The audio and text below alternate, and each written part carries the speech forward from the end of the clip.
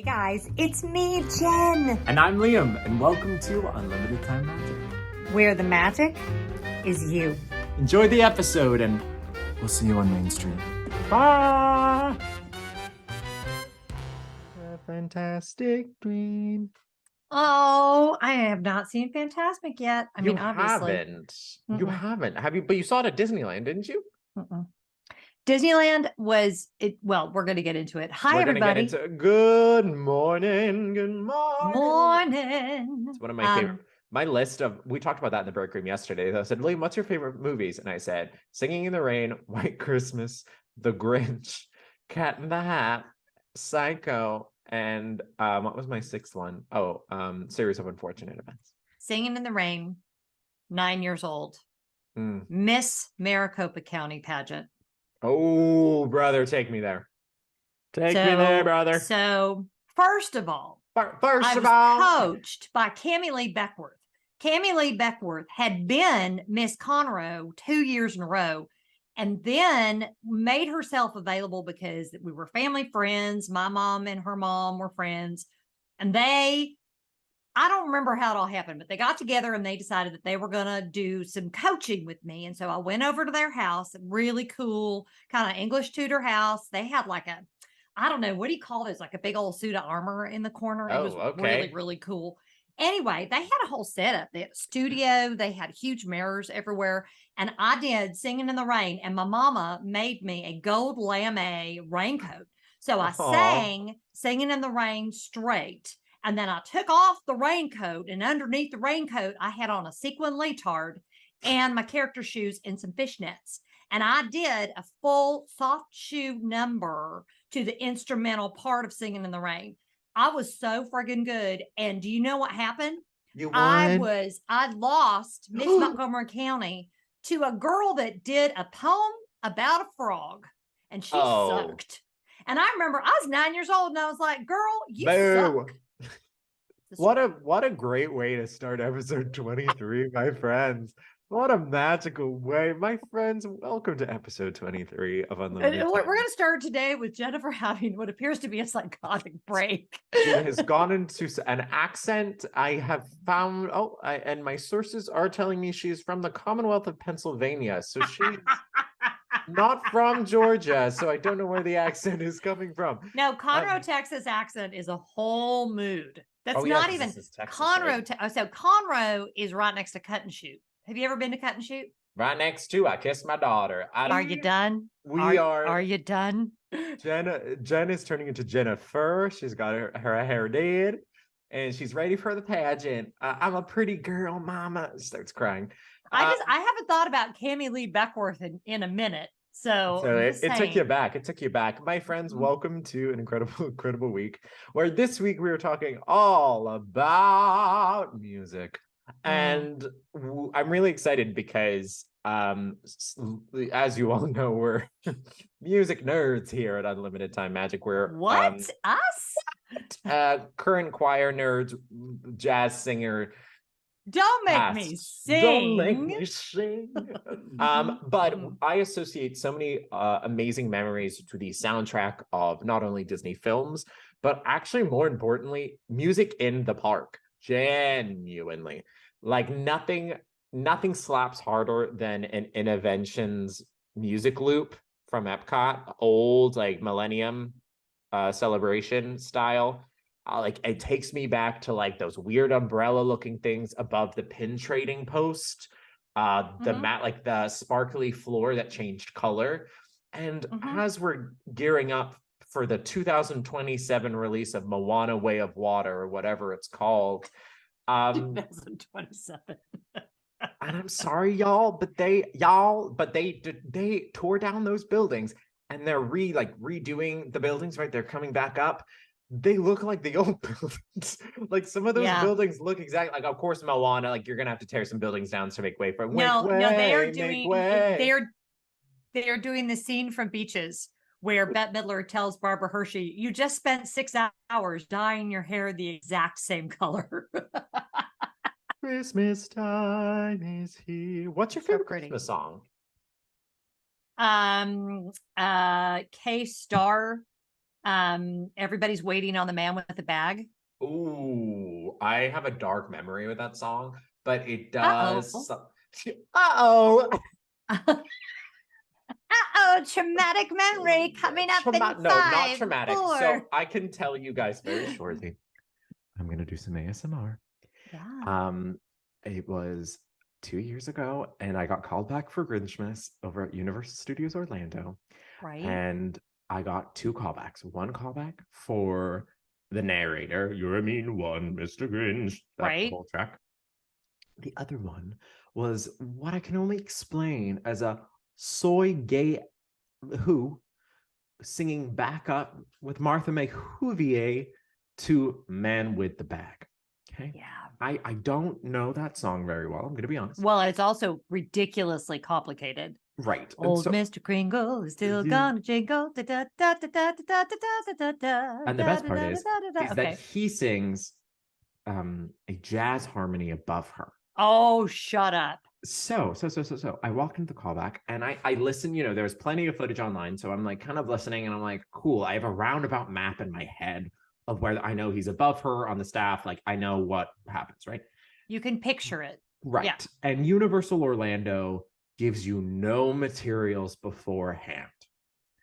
So I walk into the room and I go, great, but I'm not the only person in this situation, obviously, right? And so we sing the harmony together. We learn it in maybe 10, 15 minutes. And he goes, amazing. Let's sing it in groups. Let's sing it in pairs. And I go, oh my God, I'm going to poop my pants. I'm going to poop my pants. I would call myself I'm a literal music person.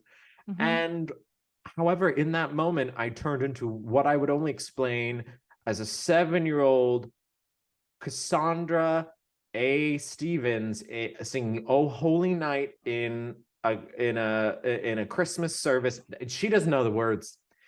And I went up there and we have the music in our hands. So you would think, oh, Liam's somewhat. No, this is a full-on actor's nightmare because other people, like I know exactly the singer I was with because she's very well known in the Orlando community. She puts the music down.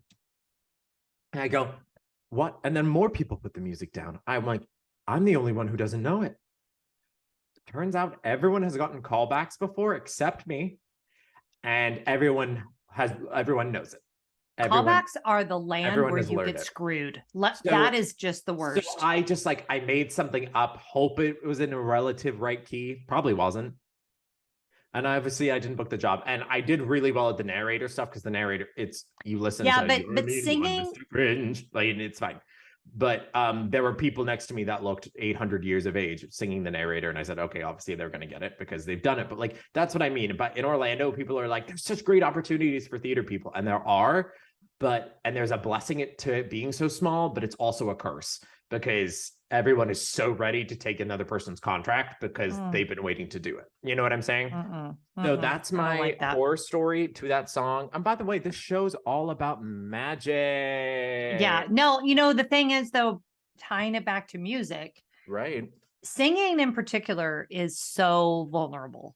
Oh yeah. You are, and I think that all came rushing back to me when I was, which you haven't even listened to yet, but if you're not one of our patrons, we hopefully have a little performance coming up. But when I was working on that White Christmas arrangement, you don't realize how vulnerable you are when you don't do it for a really long time. And then you go to do it. And a couple of things really, really got driven home for me. Number one, when you are not singing for real regularly, it does not take long to get rusty and to really struggle, especially with like what we were talking about, like chest to head voice, transitions, range, dynamics, breath, like all of the things that I'm doing it. And I'm like, shit, do I even know how to do this anymore?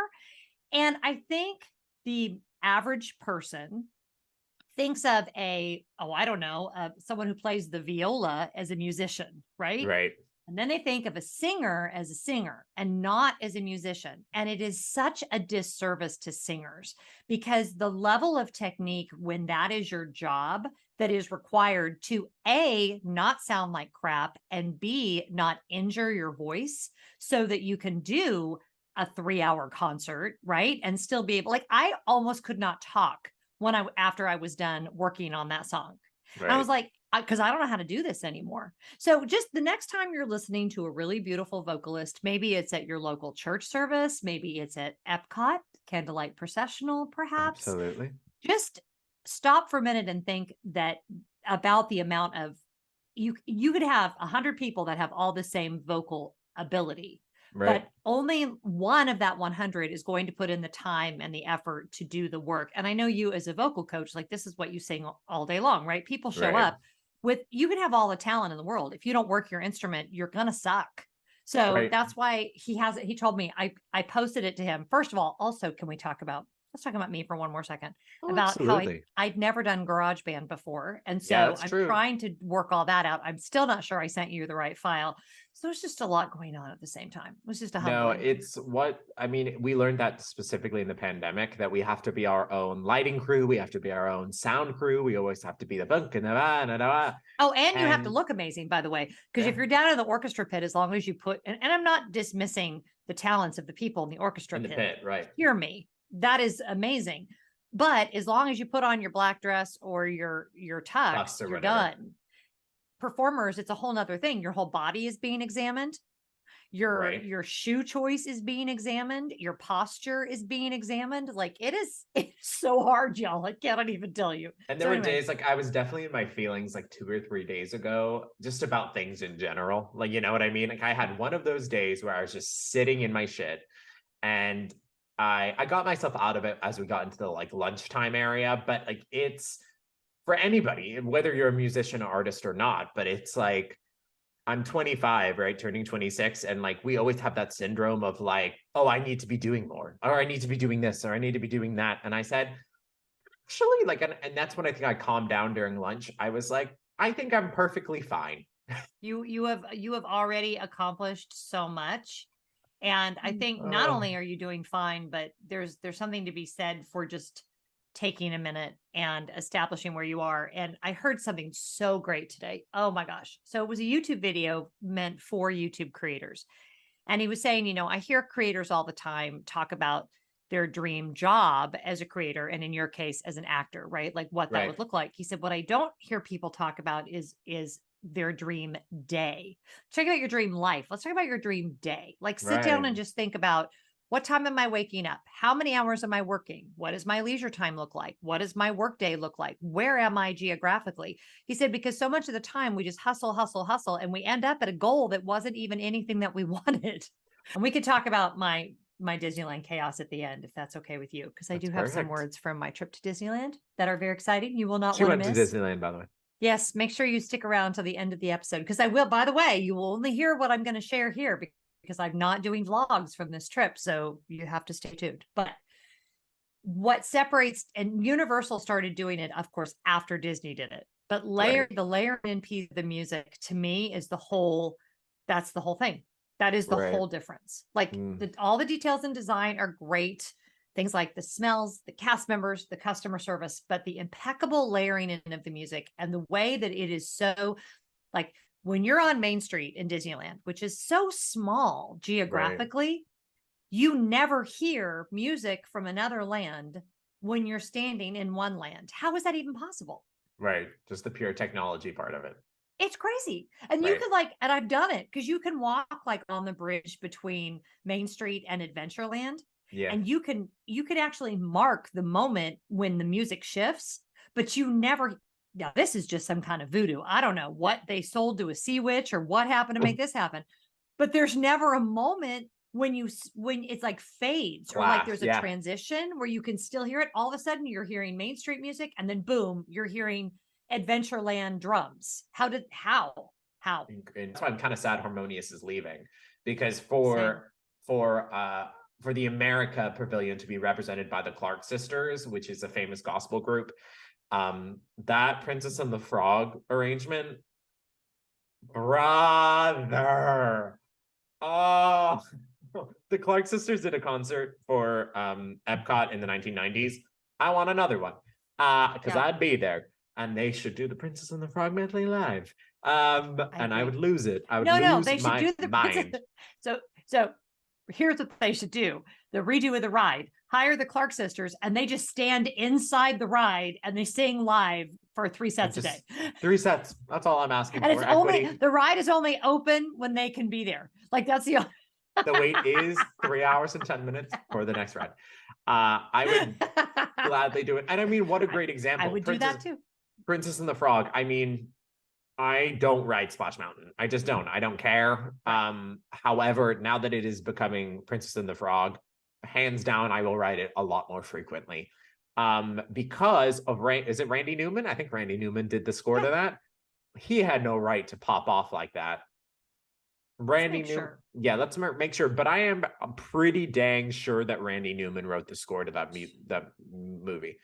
Correct. It was Randy Newman. It was Randy Newman. And he hasn't stopped. Do you know what his first song was? The first song that he wrote that was commercially viable? Oh my God. Let's see if I can sing it. It's really hard to sing. Commercial. It was sung by Kermit the Frog on the Muppet Show. Oh, is it? But it's not Rainbow Connection. I may go out tomorrow if I can borrow a coat to wear. Da, da, da, da, da, da, da. It's Simon Smith and his dancing bear. Amazing, alarming, something charming. Okay, listen to this line. You ready?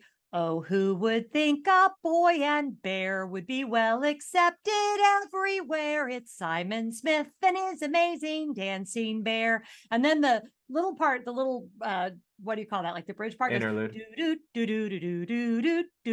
Like you're going to have to link Simon Smith and his amazing dancing bear in the show notes. It is just adorable. And it was the first song that he ever wrote that was published. And it's literally a song about a kid that's too old to carry a teddy bear. And but he's determined to live his own life. And he goes out. Come on. Who would think a boy and bear could be well accepted everywhere?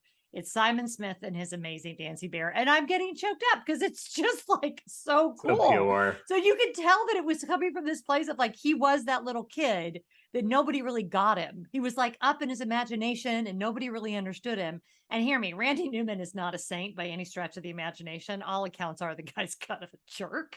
But the talent and the way that he's, because he also brought us Short People. Princess and the Frog, an incredible score. Yeah. He also did Toy Story in general, he did.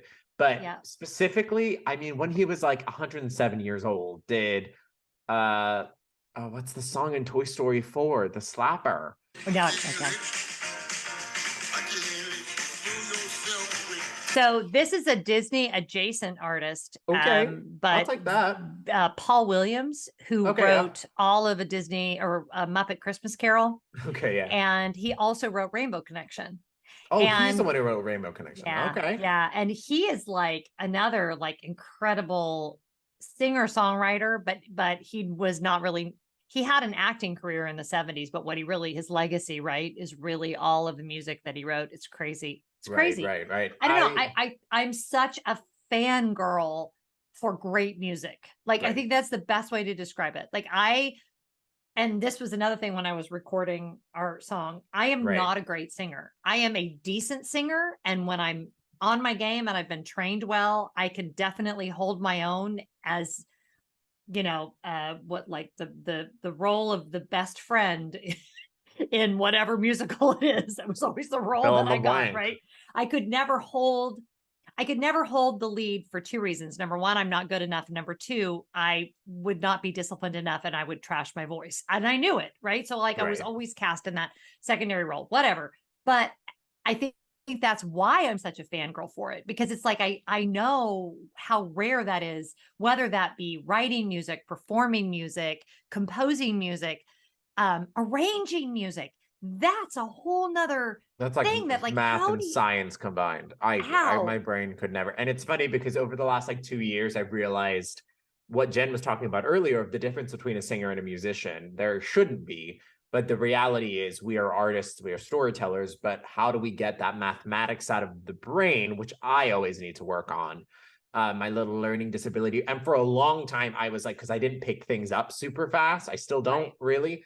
But I thought I wasn't good enough for a very long time because I was like, oh, I can't just, I'm an all right sight reader, but I'm not like, okay, play the first note. Okay, I'm ready. Let's sing the whole thing.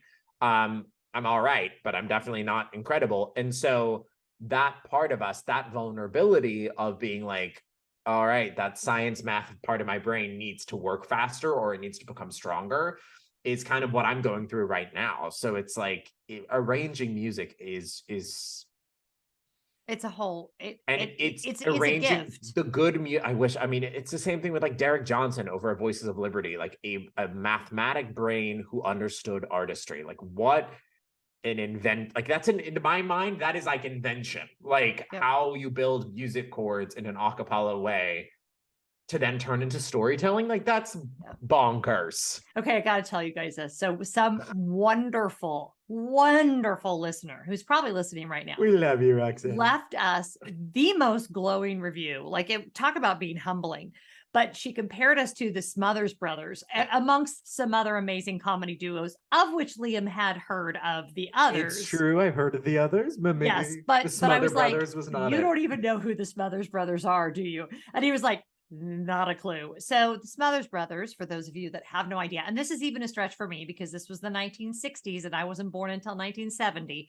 But they had a comedy hour. They were very, very funny. They were actually musicians, storytellers, songwriters. That was like, it was a variety show.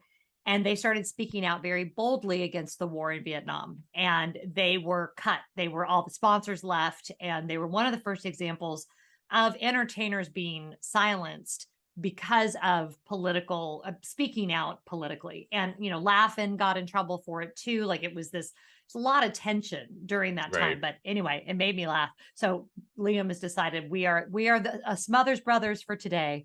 It's true. Another really great little music moment though that I've had this week was I've been hanging out with Cinderella a lot. Yeah. And I don't know why, but it's just like I've just been. Well, let's be clear. Cinderella's been hanging out with you. And that's the truth. Somebody did say, I was like, what's your favorite meet and greet? Somebody said Liam. And I said, oh, that's nice. But I hung out with Cinderella at Cinderella's Royal Table, which is the dining location in the castle. And that's next level. I had never been there. I don't think I'd never worked it back in the day. And so I was with her in the lobby. It's beautiful in there. And the music slaps. There is some great ambiance music. Same thing. Fairy Tale Hall is a little bit different. But Happy Working Song is in that track. Come on. Well, if they're going to charge you $79 for a little piece of steak this big and some scalloped potatoes, the music better slap. And it's true. And boy, do those parents get mad when there's only Cinderella. But of course, I wrote down some of my most favorite music memories, starting with Jen. What's my number one? I don't know. Really think about it. I don't know. You're live. You know what I need more of? What? I want a special episode of Unlimited Time Magic meant just for me. I want a great community. I want voting privileges. And sometimes I want to be harassed by Liam Munn. And all of that can be yours. You know what I want? What? For you never to do that voice again. And also to be in the shot. So seriously, we would love it if you would join us on Patreon, but there's no pressure. I'm holding sunscreen because Liam just bought it for me. But yeah, there's no pressure. There's no pressure, but you might get... think of Patreon as your own sunblock. Without us, you could survive, but you'd be burned. We cannot do what we do without you. Do.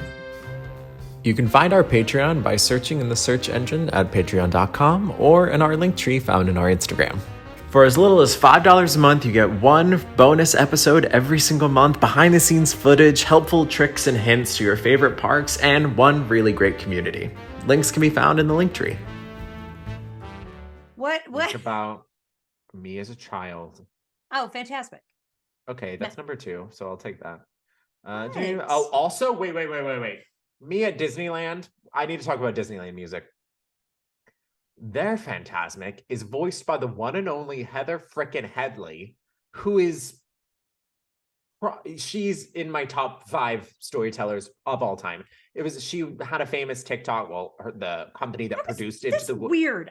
You know how you don't hear about somebody for a really long time and then you hear about them like twice in the span of a week? And you're did like, somebody already talk about Heather Headley with you? Well, I saw her on something. She was hosting something somewhere. Oh, incredible. She does a lot of like Disney events. She was the original Aida on Broadway. She got a Tony for that. She also was the original Nala in The Lion King. Hosting. I don't remember, but yes, She's continue. now she does a lot of events here and there, and she's but she had the reason probably some people on the internet have seen her face and her voice around. She did Into the Woods at City Center Encores. Maybe. And she sang Stay With Me, and like it kind of went viral because they're like, who is this amazing woman? I was like, meanwhile, the theater community is like, it's Heather frickin' Headley. She can do anything. And she can. And she voiced, like I said, she has a very rich history with Disney, and she sang the princess section of Fantasmic at Disneyland. So Rapunzel, Beauty and the Beast, and I think what's their third princess? I think it's Snow White still. No idea. But anyways, I remember sitting on the floor at Fantasmic and be like, that's Heather Headley. And melting. Like a person who is like throat is connected to the gods. And it's not like her voice, what we were talking about earlier. It's not like her voice or her she has amazing ability. I'm not saying she doesn't. I'm saying how she commits to her storytelling through her voice is artistry and that mathematics side of the brain combined. Well, and it's the layers, right? Okay, so you Right. get a piece of music and you got to learn the notes. Like here's step one. And you know, Correct. so if you ever played the piano as a kid, for those of you that maybe aren't musicians, you know, when you would get ready for a recital, you had to learn the music and then you had to get off book, right? So you had to be able to do the music without seeing the music. And then if you go do the recital and then that's the end. Well, someone like a Heather Headley, no, that's the beginning. Like you get off book and now you start the work. Now you start figuring out. That's literally what I'm doing for SpongeBob right now. Yeah. How is the phrasing going to work? Where am I going to friggin' breathe? This is what I forgot. When I was doing my little White Christmas, I was like, girl, where you going to breathe? Somewhere you're going to need to breathe. And you don't think, if you're not a singer, or if you're a singer like me who hasn't sung in any serious capacity for over 15 years, you don't think you have to think about where am I going to breathe? But even Heather Headley, the first time she sits down with a piece of music is going, the breath is going to go here. And the breath is when you don't have a music here. engineer, like GarageBand vulnerability moment. It's like your fun fact, every piece of music you ever listen to on Spotify or Apple Music has pitch correct. So sorry, it's not auto-tune, people. It's not like Melodyne and it's like this crazy robotic Cher voice. Sure. But it's the reality is to make sure everything tunes and everything is lined up, you're gonna have to use it.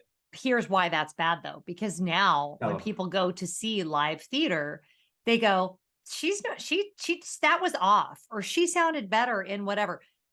Because that's a human. You're listening. It's like we've been trained to listen to robots singing and not human singing. Right. There isn't a human alive that would be able to hit a note perfectly that's not why you bought a ticket. You bought a ticket for the human experience. The variables are, if you want that, then just play it on a keyboard in your room and then you can get every note perfect. Just listen to the cast recording, like literally, like. And the reality is when Jen did the GarageBand thing, that is probably one of the most impressive things because it is the most vulnerable. You haven't even heard it yet. You might listen to it and be like, it's literally, it's the action. Because you're like, wow, that almost feels like that tested my patience and my vulnerability all at the same time. I was very tired. I was very tired. Vocally tired. Oh, I can't do it. Shows a week anymore. But me doing SpongeBob. But it's, the truth is that you're stuck with hearing your insecurity. Yep. You know what I mean? You're literally here's what's not fair though too, because when you start to feel insecure, what happens? Your throat, you tighten grab up tension. And all of a sudden everything, like you could sound great one day and then the next day it is do not become a vocalist if you can't also go to therapy, because the connection between what's going on in your brain and what's coming out of your mouth cannot be separated. And it's sometimes on different pages, like sometimes for the best and sometimes for the worst. Like I remember I just sang a song for my brother's wedding, and it's beautiful, by the way. I listened to it this morning. Because the first time he sent it to me, it was just him. but it's a duet. And then he sent it to me this morning mixed, and it's so gorgeous. And not that it wasn't beautiful when you sang it by yourself, but the whole song makes a whole lot more sense as the duet. It was like, oh, okay. It was like the sound of one hand clapping. It's like something's not connecting with me with this song.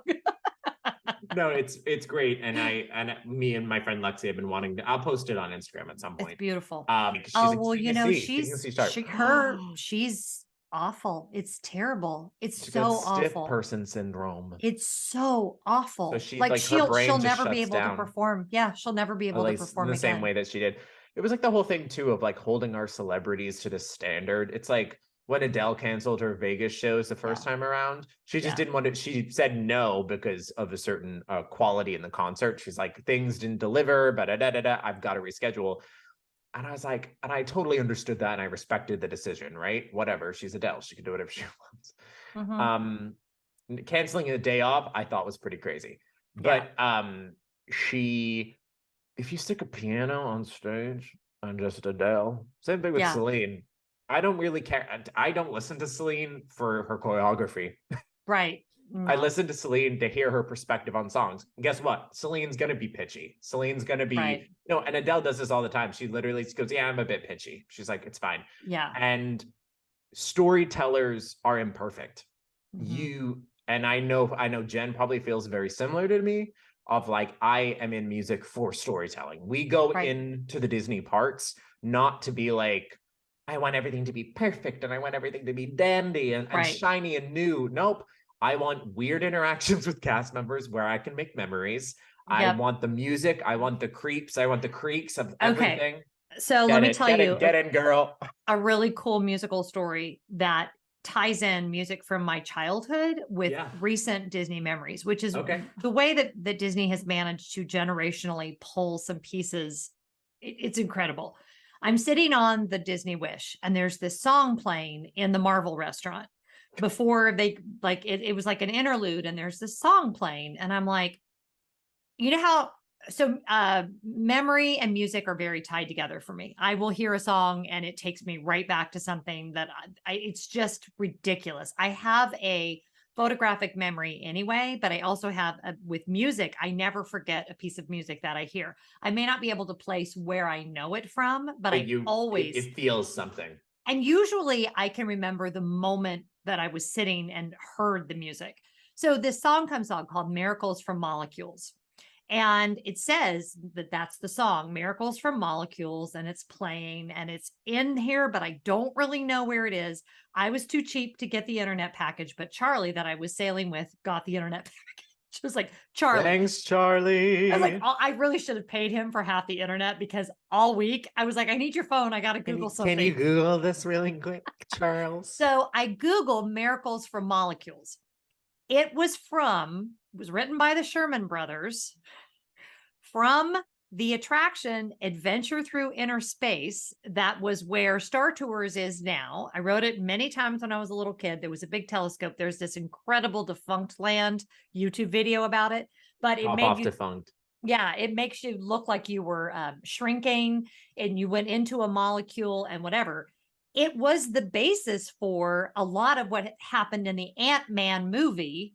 And in the Marvel restaurant, the whole storytelling piece that's on the screen is Ant-Man and his girlfriend, whose name and Wasp. Yeah. Is that crazy? His girlfriend? Yeah. I don't know, Ant-Man. Are they together?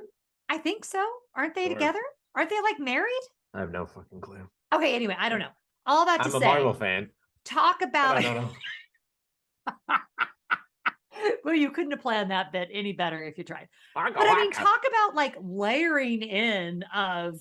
And I mean, I'm sorry, guys, it's like when Marvel merged with Disney and everyone had something to say about it. That's incredible. Yeah.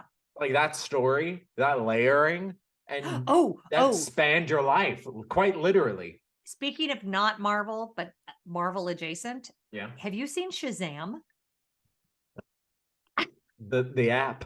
No, the movie. No, I haven't. It just came out. It came out during pandemic. It's DC. It's not Marvel. It's DC. Yeah. I haven't seen it. So friggin' cute and so wholesome. I heard it's really funny. Like it's fun. Is absolute, and it's kind of a Christmas movie because the whole thing Is happens it Shazam over 2 Christmas. or Shazam 1? Shazam 2 is getting ready to come out. So Okay, I 'cause, apparently watched the first one at Rachel the Zegler's in perfect it. time. Seriously, Liam, this Well, movie you is like, can't. I bet you can't wait for Shazam 2. I'm for going to watch Shazam Act Spirited 2. a fourth time, and then the next. Go back to the thing you never guessed because you said Phantasmic first. Yeah. Tarzan Rocks. Oh God, of course I knew that. Phil Of course I knew that. Collins. Whatever you do, I'll do it too. Tell me everything.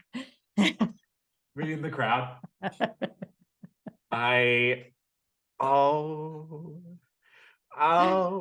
What's it's go back on our reels, the Tarzan Rock reel I made from like 5 months ago of the guitar break at the very end. Bow. Yeah. Oh, and it's the only show, Jennifer, that you could hear live singers with a live band. Yeah, I'm saying. Other than Candlelight. It's pretty amazing. Pretty amazing. You're forcing it, and I know you are, and that's fine. Also, Joyful at Epcot. Yeah. Yeah. Also, put them on a stage that isn't made up. Put them in Joyful a at theater. Epcot. Put them in a theater. I know Epcot doesn't have one. But Vlogging. No, I was vlogging the season that I was obsessed with Joyful, and I have far too much 15-second footage so that I could cut out before it would, get me copyrighted of me sitting on a wall holding my camera like this. Jen is the with white Joyful. woman just clapping her little heart out. I honestly think that was the first set of performances that I like planned my day around being there for. It was like one of my first solo trips. It's It was Christmas time. And I was like, you know what I could do is just check the schedule and just be sitting here on this wall every time they perform all day. And it was amazing. It's some of Orlando's best singers are in it. There are, and always like so genuine and they just love music. amazing. They just love music. It is a Mhm. celebration of particularly Black culture in America, and it is gorgeous. It's the best singing on property. And then It's they just the always best. would figure out a way to put in "How great is our God." At some And point. do I agree with them? Not always, Is but that's our fine. God. But I'm gonna Yeah. let them do an up tempo. But So it's actually, having heard that piece of music 8 billion times for when I was in ministry, you could not even have anything religious at all. And it's kind of like how I feel about Candlelight, like the Right. way they did that song. Oh, You know where they overshoot the goal frequently musically? tell me. Any of the Disneyland Paris music, the parades. It is contemporary. It is like, what am I listening to right now? So the first time I was at Disneyland Paris, first parade I ever watched, I don't remember now which parade it was, what music it was. I Right. just remember thinking someone understood the assignment and was going for the extra credit, because this is insane. Like Crazy. I don't even know. And it's like music that comes from a completely different Part of your layer brain. and it's somewhere else. And I don't know. It's crazy. It's crazy. What? I know. We're we like said that. it at the same time. Overall, Mickey and the Magical Map. Yeah. Mickey and the Magical Map is one of those Oh, shows that ha- there's so much going on. I could not see Lion King. It was dark. So I thought it was only dark we got there on Sunday. We went to the park Monday, Tuesday, and Wednesday. Oh, so Monday- it was dark the whole day. It was actually not dark on Monday, but I did not know that it Oh. was dark Tuesday and Wednesday. So I didn't get to see it. I know it's on scheduling purposes, and I know that during the week the shows they don't fill up very well. We have the same Right. problem at World, but because we're always so busy, Right. it works itself out. So Disneyland, for the most part, all of their big shows are dark. Mickey and the Magical Map was the same way. So, a poor festival. I want to call it festival. Tales of Lion King or whatever it's called. Right. The new Lion King show at Disneyland. I myself was at Disneyland, and I was like, oh, I'd really love to see it. And so I walk up, and now for the first show, there was only one day that it was up. Same problem as you. So I went up first show, and they were like, canceled. And I said, just be real with me. Is it going to be down the entire day? And they were Yeah. like, yes, probably. And I went, So they love must staffing. have lost a lead. Oh, Somebody it's staffing. was sick. 100% Yeah. staffing, because they will cast like 2 casts for the entire run. So if Right. one person calls in sick and the other person can't do it, the show's canceled. Like it really is that upfront. Well, I would have loved to have seen it. I really would have, because I haven't seen any footage of it, so I don't know what it's like. But and I love that venue because from Mickey and the Magical Map, which I think was what opened that theater in its new, like state. because it has been there for a long time, but then did a massive refurbishment. It is a very cool theater, like just from the operational standpoint, that they have a lot that they can do there. Right. Very big, open air, which is cool. So it kind of feels like the Beauty and the Beast theater on steroids. Like it's just better, just it's more just better. Frankly, say it. Okay. Don't be shy. Beauty and the Beast needs to close on. Yeah. It needs to leave. Yeah. This is my idea. When I worked there, this was my idea. Okay. Right. Close your eyes, Jen. Okay. They're closed. A tribute to Golden Age musicals with the Fab Five in each of them. Yeah. There's no question that needs to happen. Donald Duck in Anything Goes. Daisy in Bye Bye Birdie. Minnie Mouse in Meet Me in St. Louis. I was thinking Minnie Mouse can do Showboat. Can't help loving that man of mine. No, that's Clarabelle. Minnie. Fish gotta swim, birds gotta fly. I'm gonna love one man till I die. But how cute. 25 minutes. Let's make it short. Sorry. Clarabelle in Showboat is the new gold standard. Not a show about basically a person who's mixed race and Clarabelle. I'm leaving. But Daisy and Bye Bye Birdie. Yeah, that also works. Daisy and Damn Yankees. That'd be kind of cute. Like singing what Lola wants. Bye Bye Birdie. It could be all very, very cute. And then you can have like an original song at the beginning and an original song at the end. That is my idea. I'm tired of Beauty and the Beast. I love Beauty and the Beast. I love Belle. I spent too much time with Belle. I love her, but it's time to move on. And that theater just needs a refurb, a good one, a good refurb for the troops. Agreed. At my funeral, Jen, because you will outlive me. Right. It's the agreement for me, right? I want the can you feel the love tonight? The peace the evening brings. The Mega Mix part of Festival of. This is the second time I've sung that. Do you want Joyful to sing it? Well, a lot of people cross train, so a lot of them already know it. I say we do an opening number. And then the middle is the Festival of the Lion King, just that part, and then it will go in. And also honorable mention to the just can't wait to get into the just can't wait to be king, into maybe a hymn. Okay. Do you know my funeral song? Sure. What does it say about us that we both have funeral songs? Who knows? Green Day, Good Riddance. Oh, you've said this before. I have so much love. I mean, without Disney, y'all, I wouldn't be in SpongeBob. Like I wouldn't be making my living making music, which the fact now my primary source of income is now making music for a living is a blessing. Such a big blessing. You know, my big connection to Disney and music is all to do with the music shop on Main Street. And I think I've shared this memory before, but that because I was the youngest by 10 kids, 10 years, and I was on my own a lot. My record player and my Disney albums were how I spent my time. Stacks of my Disney albums, the kind that you read along and you turn the page, and I didn't get a new one. Yeah, this is pre-Amazon, folks. We don't have Amazon. We can't just get on Amazon and order the little girl some records. If she gets a new record, it's either a gift-giving occasion. And they didn't carry those Disneyland records. Like you didn't just, maybe they had them at the Fed Mart. If they did, I didn't know that I could do that. You had to go to Disney for it. Yeah. The only place I knew I could get them was to go to Disneyland and physically buy one. And every trip, I would always know like what one I was hoping to get. So like, I remember the year I bought Lady and the Tramp. I remember like it was serious. Well, you know, that's why you kids don't know anything about delayed gratification. Being good friends with you and learning about like some of the operational standpoint stuff, and also having a person that I happen to travel with that I love that is really nerdy about that kind of stuff. And we had done some research before, and then I since learned other things about Big Thunder Mountain Railroad. First of all, Disneyland was broken down in some shape, form, or fashion the entire time we were there, multiple rides, multiple times.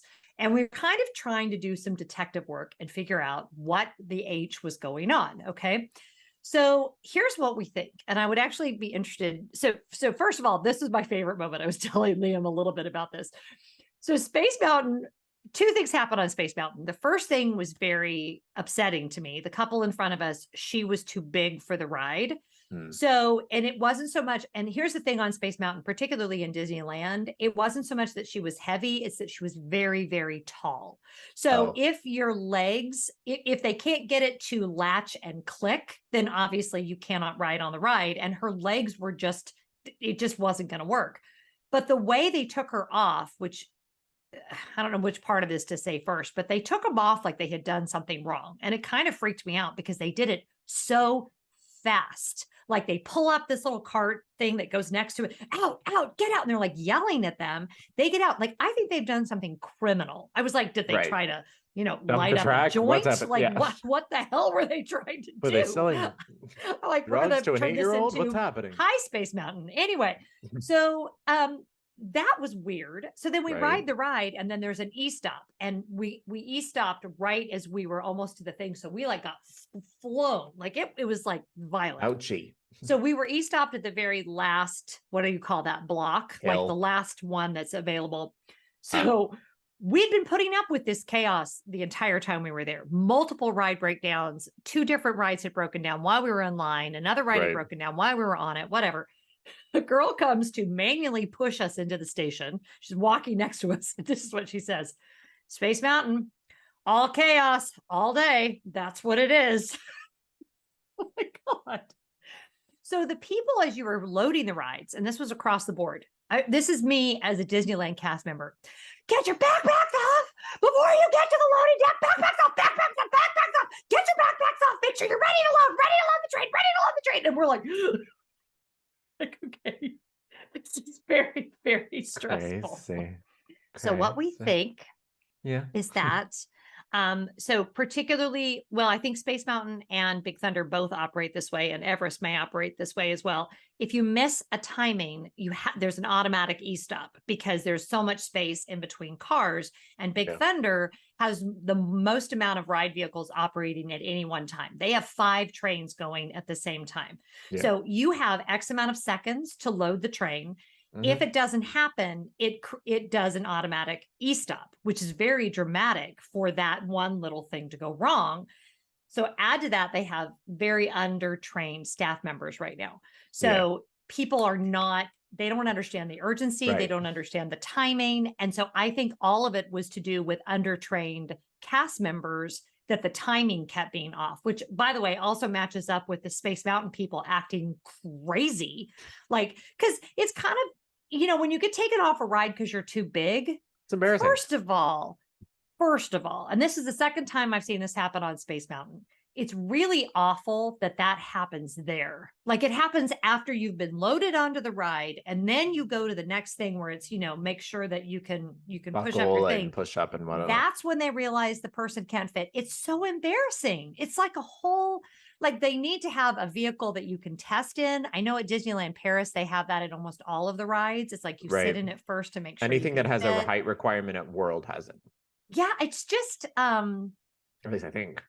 The chaos of that, though, the ride loading situation was almost I was struggling. Almost offensive. And by the way, what we call that, the ride e-stopping, quote unquote, is the words you use. We call it a cascade. So essentially, you will stop in any available brake zone. So for a roller coaster, or let's just take Everest, for example, if, for example, one of our guests, and that's what I mean when I said in a few episodes ago how seriously I took guests with disabilities, guests who may be using wheelchairs to get onto our ride vehicles.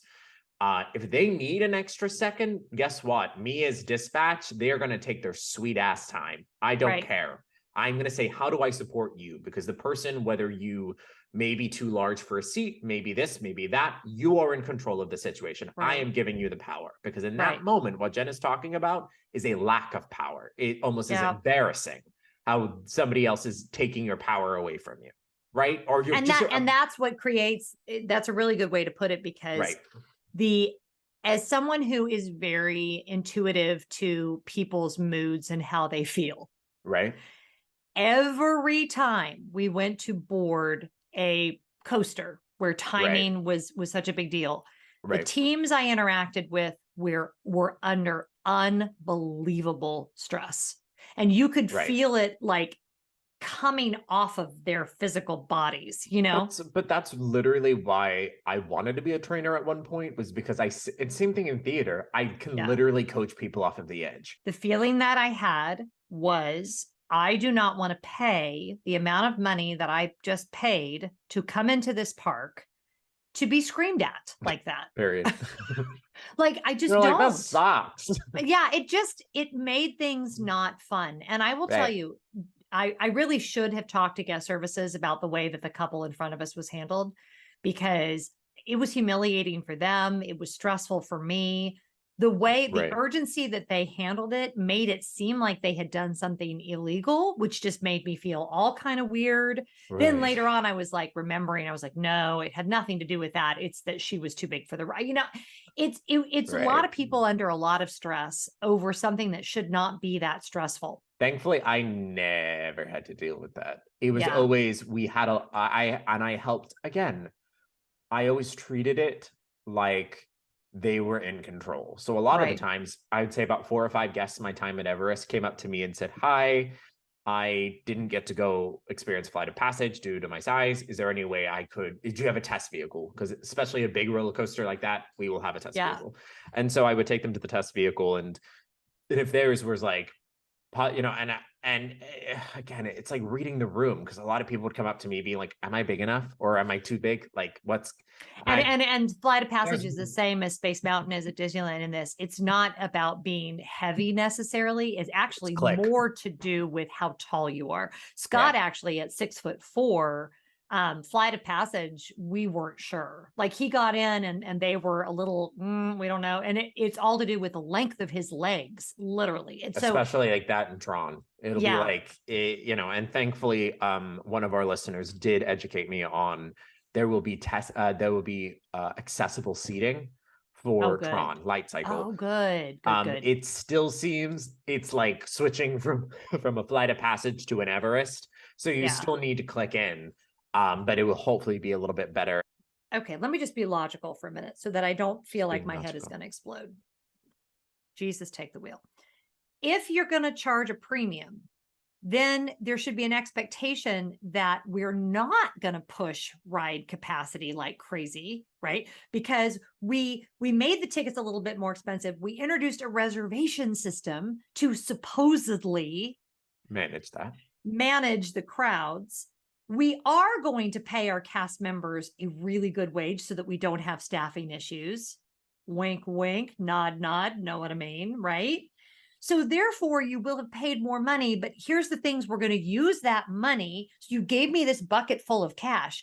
And what I did is I took the bucket full of cash and I went over and I gave you a better experience because you gave me this bucket full of cash. Right. That's where the disconnect is. They asked for the bucket full of cash, but then did nothing to improve the experience. So how am I supposed to deal with that? Yeah, Jen, could you you keep going. Can you just take your backpack off and get in the right vehicle, please?